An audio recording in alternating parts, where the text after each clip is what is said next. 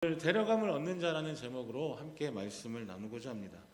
예수 믿는 사람은 누구나 다 한 번씩은 전도를 해보았을 것입니다. 자기가 누구한테 전도를 받았든, 내가 어떤 경위로 예수님을 믿었든, 내가 처음 예수님을 믿고 나서 어떤 뜨거운 마음이 있을 때, 내가 이걸 도저히 전하지 않고는 견딜 수가 없을 것 같다. 그래서 예수님을 모르는 사람들에게 안타까운 마음으로 적어도 한두 번쯤은 다 전도해 보셨을 것입니다. 그런데 우리가 잘 아는 사람에게 하든 모르는 사람에게 하든 전도할 때 우리 사람들의 반응이 어떻습니까? 물론 이제 교회 가자고 하면 뭐 그냥 아무렇지 않게 따라가는 사람도 있지만, 예수님 믿으라고 하면 그때 그들의 반응이 어떤지 한 번쯤 전해보신 분들은 다 알 것입니다. 누구든지 잘 오셨습니다. 제가 그 말을 기다리고 있었습니다. 당신과 같은 전도자, 하나님 말씀을 나에게 전해줄 사람을 기다리고 있었습니다 라고 말하는 걸 저는 선교지 외에는 들어본 적이 없습니다. 사실 대한민국에 살면서 저의 친구들에게도 그렇고 저희 주변 사람들에게도 그렇고 누군가에게 전도를 하면 다 귀찮다고 얘기하고 또 얘기하냐고 얘기하고 제발 그런 거 좀 하지 않았으면 좋겠다고 얘기하고, 특별히 요즘에는 지나가는 사람에게도 전도하면 종교의 자유가 있는 나라에서 그런 거 강요하면 경찰에 신고하겠다고 이야기하고 그런 시대를 우리는 살고 있습니다. 대부분 차갑게 대하거나 무시하거나 전도지를 나눠주거나 이렇게 우리 교회도 전도팀이 있지만 이렇게 물수건, 물티슈 같은 것들을 나눠줘도 무시하고 그냥 아예 받지도 않습니다. 쳐다도 보지 않고 때로는 오히려 전도하는 우리가 불쌍하다는 듯이 쳐다보기도 합니다. 이 대화라도 할 기회가 주어진 분들의 대답은 다음에요. 그나마 좀 양반이죠. 나이가 좀 들면 생각해 보겠습니다. 나중에 하겠습니다. 일요일에도 일을 해서 교회 갈 시간이 없습니다. 대부분의 어떤 핑계거리가 있고 아니면 다 그 자리를 피하기 위해서 도망가듯 가버립니다. 그래서 많은 사람들이 복음의 소식을 들어도 즉각적인 반응보다는 다음에요 혹은 나중에요 라고 미루기도 하고, 무엇보다 이 복음에 대해 중요하거나 급하다고 생각하지 않습니다. 그런데 고린도후서 6장 2절에는 이렇게 말씀합니다. 보라 지금은 은혜 받을 만한 때요, 보라 지금은 구원의 날이로다. 어떤 하나님의 급한 마음을 읽을 수 있습니다. 사실 전도를 하다 보면 제일 급하신 건 하나님이고 그 다음에 우리 정도고, 아예 전도 대상자들은 그거에 대해서 전혀 급하다거나 내가 왜 그것을 해야 되는지에 대해서 전혀 자각하지 못한 채 살아갑니다. 구원은 다음에, 나중에 혹은 내일 해도 괜찮은 것이 아닙니다. 지금 당장 일어나야 할 가장 중요하고 급한 일입니다. 우리에게 전도가 중요한 것 중에 하나는 바로 이 전도가 지금 시작되어야 하고 우리의 복음 선포를 통해서 죽어가는 영혼들이 하나님께로 돌아오는 그 날이 바로 지금 이때여야 하기 때문입니다. 구원이란 무엇을 두고 염두에 두고 말하는 것입니까? 심판입니다. 바로 하나님의 진노하심으로부터 벗어나는 것, 이 멸망이라는 무서운 심판에서 벗어나는 것이 구원입니다. 문제는 그 심판이 우리에게 언제 일어날지 알 수 없다는 것입니다. 우리가 풀 수 없는 성경의 미스테리 두 가지 중에 하나가 바로 개인적인 종말이고, 또 하나는 우주적인 종말인 예수님께서 이 땅 가운데 다시 오시는 재림의 날입니다. 그런데 개인적인 종말이든 아니면 우주적인 종말이든 예수님의 재림이든 그 이후에는 반드시 심판이 있다는 것입니다. 그래서 히브리서 9장 27절에는 한 번 사람이 죽는 것은 사람에게 정해진 것이고 그 후에는 심판이 있다라고 말씀하고 있습니다. 그러나 사람들은 지금까지 큰 문제 없이 살았기 때문에 내일도 앞으로도 큰 문제 없이 살 거라고 생각합니다. 또한 성경에 온다 하고 또 있다 하고 하면서도 예수님의 재림이 예수님 오신 후에 2000년이 지난 지금도 일어나지 않고 있기 때문에 적어도 내가 죽기 전에는 예수님이 이 땅 가운데 오시는 일은 없을 거야 라고 생각하는 사람들도 있습니다. 그래서 세상 사람들은 다 나중에, 그리스도인들도 그러한데 세상 사람들은 나중에 다음에 내일 해도 괜찮을 거라 생각합니다. 그런데 그런 생각은 비단 말씀드렸던 것처럼 세상 사람들에게 뿐만 아니라 예수를 믿는 그리스도인들에게도 그러한 생각이 있는 사람들이 있다는 것입니다. 언젠가 내가 전도할 날이 있겠지, 내가 언젠가 은혜를 받으면 하나님 앞에 멋지게 쓰임받을 날이 있겠지, 이런 생각을 가지고 계속해서 미루는 경향들이 우리 가운데 있습니다. 하지만 하나님의 생각은 이렇습니다. 보라 지금이 은혜 받을 만한 때요, 보라 지금인 구원의 날이로다라고 우리에게 말씀하고 계신다는 것입니다. 오늘 본문 가운데 나타나는 역사적 사건 두 가지가 있습니다. 하나는 창세기 6장에서 9장에 등장하고 있는 이 노아의 홍수 사건이고, 또 하나는 창세기 19장에 등장하는 소돔과 고모라의 사건입니다. 이 두 사건의 공통점은 심판의 날까지 사람들이 그저 먹고 마시고 장가가고 시집가고 집을 짓고 일상의 삶 속을 살다가 그냥 멸망하고 말았다는 것입니다. 그렇다고 먹고 마시고 우리가 장가가고 시집가고 사고팔고 어떤 집을 짓는 일들이 나쁜 일이냐? 아닙니다. 당연히 우리가 해야 되고 그것이 죄악된 일인가? 그것도 아닙니다. 그저 평범한 우리의 일상일 뿐입니다. 그런데 문제는 사람들이 그 일상의 삶에만 취해서, 그 일상의 삶에만 몰두해서 그것만 중요하게 생각하고 심판의 날이 가까이 왔음에도, 아니 심판이 날이 되었음에도 여전히 그렇게 살다 갔다라는 것입니다. 노아는 120년간 방주를 지으면서 사람들에게 하나님의 심판에 대해 수차례, 아니 수없이 입이 닳도록 말했을 것입니다. 선포했을 것입니다.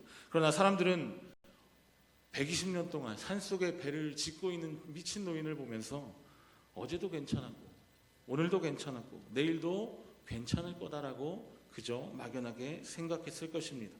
작년에도 괜찮았고 올해도 괜찮았기 때문에 내년도 괜찮을 거라고 생각하면서 그렇게 자신의 일상의 삶에만 몰두했을 것입니다. 먹고 마시고 장가들고 시집갑니다. 언제까지 그렇게 그들이 살아갑니까? 바로 심판의 순간인 노아가 방주에 들어가는 때까지 그렇게 그들은 아무것도 모른 채 일상의 삶에 취해 살아갑니다. 그런데 어느덧 비가 오기 시작합니다. 노아가 방주의 문을 닫고 이제 비가 오기 시작하는데 하루가 오고 이틀이 오고 일주일이 오고 계속 오네, 많이 오네, 장마가 언제까지 오려나. 그러다가 20일이 지나고 40일이 지나서 온 지구가 물에 잠길 때까지 그들은 그저 비가 오는 것을 바라보다가 그들의 인생이 끝나고 말았던 것입니다. 아마도 죽을 때까지도 그것이 하나님의 심판인지도 모른 채 죽어갔던 사람들이 대부분이었을 것입니다. 소돔과 고모라는 어떻습니까? 창세기 19장 14절 말씀에 보면 롯이 나가서 그 딸들과 결혼할 사위들에게 말하여 이르기를 여호와께서 이 성을 멸하실 터이니 너희는 일어나 이곳에서 떠나라 하되 그의 사위들은 농담으로 여겼더라 라고 기록합니다. 사위들이 롯의 말을 농담으로 여겼을 정도라면 다른 사람들은 오죽하겠습니까? 아마도 그들은 롯이 소돔성을 빠져나감으로 하나님이 심판이 시작되는 그때 하늘에서 불비가 내리는 것을 보고 와, 하늘에서 불비가 내리는구나, 신기하다, 멋있다 하다가 그 불에 맞아 죽었던 것입니다. 문제는 주님께서 이 노아의 때처럼 소돔과 고모라의 때처럼 인자의 때도 그러하다고 말씀하시는 데 있습니다. 노아가 언제 방주에 들어갑니까? 하나님이 들어가라고 하실 때 들어갔던 것입니다. 언제 롯이 소돔성을 나오게 됩니까? 하나님이 나오라 하실 때 나왔던 것입니다. 언제인지는 모르지만 하나님이 말씀하실 때 노아는 방주에 들어갔고 롯은 소돔을 나옵니다.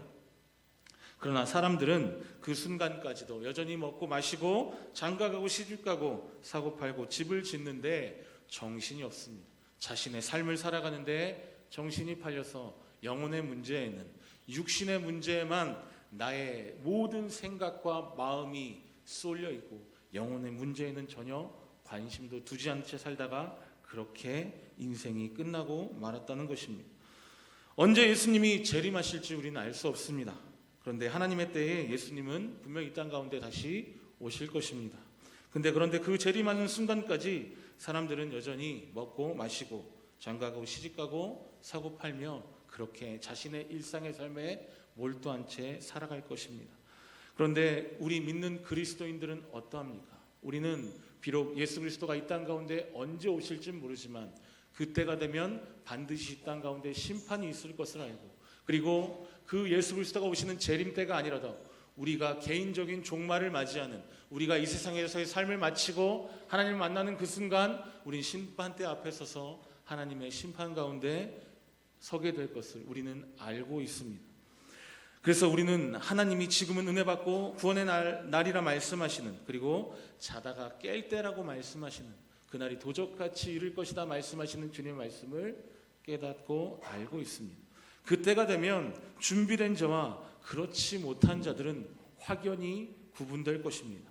오늘 본문 34절 말씀을 우리 화면을 한번 띄워주시겠습니까? 34절 말씀 우리 다시 한번 같이 읽겠습니다. 시작. 내가 너희에게 이르노니 그 밤에 둘이 한 자리에 누워 있음에 하나는 데려감을 얻고 하나는 버려둠을 당할 것이요. 두 사람이 한 자리에 누워 있는데 한 사람은 데려감을 얻지만 또 다른 한 사람은 버려둠을 당한다는 것입니다. 35절도 마찬가지 상황입니다. 35절 말씀 같이 읽겠습니다. 시작. 두 여자가 함께 하나는 데려감을 얻고, 분명히 둘이 함께 맷돌을 갈고 있는데 하나는 데려감을 얻고 하나는 버림을 당합니다. 데려가는 것은 어디로 데려간다는 것입니까? 하나님의 나라로 간다는 것입니다. 그리고 36절에는 없음이라고 되어 있지만 어떤 사본에는 두 사람이 밭에 나가 일하는데 갑자기 주님이 이 땅 가운데 재림하셔서 한 사람은 구원받고 다른 한 사람은 버림받았다라고 기록하고 있습니다. 역시 두 사람이 밭에 나가 일하는데 한 사람은 데려감을 얻지만 또 다른 한 사람은 버려둠을 당한 채 그렇게 끝이 납니다. 그런데 이 데려감과 버려둠을 당한 것의 상황의 차이가 무엇입니까? 바로 예수님의 재림입니다.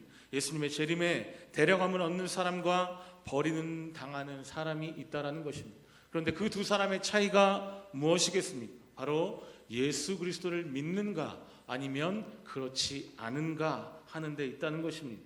예수님을 믿는 믿음으로 준비된 사람은 예수님의 재림 때에 데려감을 얻게 되지만 예수님을 믿는 믿음으로 그 믿음이 없어서 준비되지 못한 자에게는 예수님의 재림 때에 혹은 개인의 종말의 때에 버려둠을 당한 채 그렇게 끝이 나버리고 만다는 것입니다. 예수님의 재림은 내 생애는 아니겠지 하는 것이 우리의 생각일 수도 있지만 사실 그것도 알 수 없습니다. 그렇다면 우리의 개인적인 종말은 또 언제입니까? 모릅니다. 우리가 나이가 어리든 나이가 많든 그리고 우리가 지금까지 건강했든 아니면 지금까지 아팠든 내가 당장 오늘 아니면 내일 아니면 빠른 시일 내에 아니면 먼 훗날에 내가 주님께 부르심을 받아 언제 주님 앞으로 가게 될지는 아무도 알 수 없습니다. 젊은 사람들은 사람은 언젠가 죽는다는 것을 알지만 자신은 죽음과 무단하다고 막연히 그렇게 생각하며 살아갑니다. 하지만 오는 데는 순서가 있어도 가는 데는 순서가 없는 것이 우리의 인생입니다. 지난주에 함께 예전에 제가 섬기던 교회에서 계셨던, 그때만 해도 이제 40대셨는데 갑자기 그분의 이름으로 고인 누구누구에 소천하셨다고 장례식 부고 문자를 받은 적이 있습니다. 깜짝 놀랐던 건 본인 이름으로 본인이 부고 문자를 보내서 아마 가족들이 그렇게 보내셨던 것 같은데 전혀 생각지도 못했습니다. 건강하셨던 분이고 나름 젊은 분이었기 때문에 갑자기 돌아가실 거라고는 생각을 못했는데 그 집사님이 새벽까지 아들이 컴퓨터 게임 하는 거를 보시다가 야 게임 그만하고 이제 자라 내일 아침에 학교 가야지 하고 주무시다가 밤에 하나님 부르심을 받고 소천하셨다는 겁니다. 심장마비로 돌아가셨는데 이제 갓 50이 되신 분이셨습니다. 사실 저에게도 살짝 충격이었습니다. 젊었던 분이고 전혀 생각하지 못했던 그런 죽음이었기 때문에 가족들은 더 그 마음이 힘들었을 거라는 생각이 들었습니다. 이것처럼 나는 괜찮겠지 하지만 우리 개인적인 종말인 이 죽음이 우리에게 언제 찾아올지 모른다는 것입니다. 그렇기 때문에 구원은 우리에게 있어서 지금 당장, 아니 모든 사람들에게, 모든 영혼에게 있어서 가장 이루어져야 할 시급하고 중요한 문제입니다. 이것은 아무리 중요성을 강조하고 또 얘기하고 귀에 못이 박히도록 얘기해도 부족함이 없는 이야기입니다. 우리가 교회를 다니고 하나님 믿고 또 하나님의 사명을 받아 이 땅을 살아가는 가운데 우리가 해야 할 가장 시급한 문제는 다른 것은 다 그만두고서라도 먼저 죽어가는 영혼들을 향해 하나님의 예수 그리스도의 복음을 선포하는 것인 줄 믿습니다. 이제 우리 이야기를 하고 말씀을 마치도록 하겠습니다. 적어도 여기 계신 분들은 예수님이 언제 오시든지 아니면 혹은 언제 죽든지 예수님을 믿음으로 준비된 사람들이 많이 계시기 때문에 상관이 없을 수도 있습니다. 그런데 우리 주변을 한번 잘 살펴보시기 바랍니다. 하나님의 심판이 있는 그날을 모르고 여전히 자신의 육신의 문제에 빠져서 먹고 마시고 시집가고 장가가고 장사하고 이사하며 정신없이 바쁘게 사는 사람들이 얼마나 많이 있습니다. 물론 열심히 살아야 합니다. 우리가 최선을 다해 살아야 합니다. 그러나 그것보다 우리가 먼저 시급한 문제가 있다라는 것입니다. 그들 모두에게 예수님이 필요합니다. 예수님이 필요하지 않은 사람은 한 사람도 없습니다. 남녀노소 우리의 재산의 많고 적음을 떠나서 예수님이 필요하지 않은 사람은 이 땅 가운데 단 한 명도 없습니다.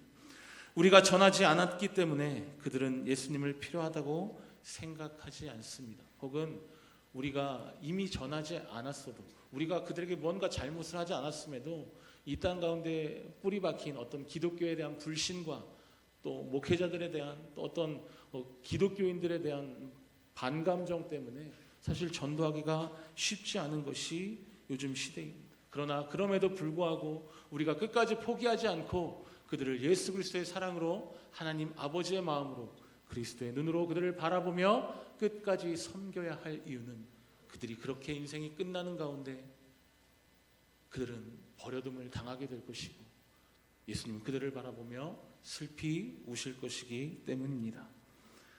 그런즉 그들이 믿지 아니하는 일을 어찌 부르리요, 듣지도 못한 일을 어찌 믿으리요, 전파하는 자가 없이 어찌 들으리요. 로마서 10장 14절에 사도 바울은 말하고 있습니다. 아직도 예수를 믿지 않는 우리의 가족들, 또 형제들, 또 우리 이웃들, 또 우리 직장의 동료들, 믿음 가운데 있다가 혹은 또 방황하거나 잠들어 있는 사람들, 넘어져 있는 사람들도 우리는 함께 살펴보고 함께 손잡고 나아가야 합니다. 그리고 그들에게 복음을 전해야 합니다. 그러나 우리에게 능력이 없습니다. 우리가 할 수 있는 것은 그저 그들을 위해 기도하고 전하는 것뿐입니다. 그들이 하나님의 말씀을 들을 수 있도록 예배의 자리로, 또 교회로 또 하나님의 말씀을 우리가 선포하는 것뿐입니다. 그리고 그 다음은 하나님께서 역사하실 줄 믿습니다.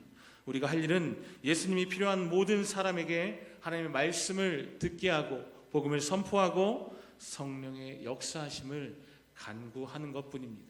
그러면 영생을 주시기로 작정된, 예비된 사람에게는 예수님의 은혜가, 구원의 은혜가 임하게 될 줄로 믿습니다. 사도행전 13장 48절 말씀에 이방인들이 듣고 기뻐하며 하나님의 말씀을 찬송하며 영생을 주시기로 작정된 자는 다 믿더라라고 기록합니다. 사랑하는 성도 여러분, 우리 구원의 절박함을 가지고 예수님이 필요한 곳, 모든 곳과 또 모든 사람들에게 복음을 전하는 저와 여러분 되시기를 예수님의 이름으로 축복합니다. 그리고 무엇보다 우리 주변에 있는 사람들, 또 우리 가족들에게도 우리가 복음을 전해야 하지만 특별히 교회 안에 사라지고 있는 우리의 다음 세대들에게 우리가 온전히 복음을 전해야 합니다. 다음 세대가 사라지고 있다는 그런 이야기는 많이 들으셨을 것입니다. 그런데 우리가 무엇을 할 수 있을까 생각할 수 있지만 가장 중요한 건 여러분의 중보 기도입니다. 수련회도 사실 제 주변의 동기들도 또 신학교에 있는 사람들도 또 주변에 있는 교회들을 이렇게 둘러봐도 다음 세대가 사라지는 것과 마찬가지로 수련회도 없어집니다. 그래서 하루 정도 교회에서 그냥 그렇게 시간을 보내고 말씀을 듣고 강의를 듣고 그렇게 끝나거나 아니면 어디 2박 3일, 1박 2일 그렇게 수련회를 가는 것 자체도 많이 사라져버린 시대입니다. 왜냐하면 아이들이 재미가 없다고 교회 수련회를 안 갑니다. 가족들도 주말이면 캠핑을 가고 좋은 데 가고 여행도 많이 다니고 또 해외여행도 많이 가는 시대에 옛날처럼 교회에서 어디 수련회 간다 준다 하면 그런 오는 시대가 아니기 때문에 어떤 아이들의 기대감도 사실 없는 것이 교회 수련회입니다. 그러다 보니까 선생님들도 바쁘고 아이들도 오지 않고 그래서 점점 이 수련회도 사라지는 때에 우리 덕양중앙교회는 아이들도 또 선생님들도 많이 헌신해 주셔서 함께 갈 수 있다는 것이 얼마나 감사한지 모르겠습니다. 그런데 중요한 것은 가는 것도 중요하지만 그곳에서 아이들이 세상이 줄 수 없는 어떠한 하나님의 은혜와 또 하나님께서 만나주시는 그런 놀라운 체험들을 하고 돌아오기를 소망합니다. 그래서 여러분의 기도가 너무나 간절히 필요합니다. 우리 아이들이 특별히 저녁 시간에 예배를 이틀 동안 연속해서 드리게 될 텐데 말씀을 통해서 기도회를 통해서 찬양하는 가운데 또 교제하는 가운데 하나님을 만나고 경험하고 그래서 그리스도의 사랑을 경험하고 돌아올 수 있다. 그래서 이 아이들이 버려둠을 당하는 자들이 아니라 데려가면 얻는 자들이 될 수 있도록 여러분 간절히 함께 기도해 주시기를 부탁드립니다. 그래서 우리의 다음 세대가 이 덕양중앙교회의 미래임을 우리가 기억하시고 우리 교회를 위해서 또 우리 다음 세대를 위해서 하나님 나라와 하나님 나라의 영광을 위해서 함께 열심히 중보해 주시기를 예수님의 이름으로 부탁드립니다. 이 시간 저와 여러분 그렇게 함께 구원의 은혜와 역사를 이루어 가시는 주님을 우리의 아이들을 통해서 우리 다음 세대를 통해서 함께 우리 두 눈으로 하나님의 놀라운 역사심을 바라보기를 소망합니다. 그래서 그 구원의 역사를 보면서 저와 여러분이 함께 하나님께 영광 올려드리고 기쁨 누리는 모든 성도님들 되시기를 예수님의 이름으로 축복합니다.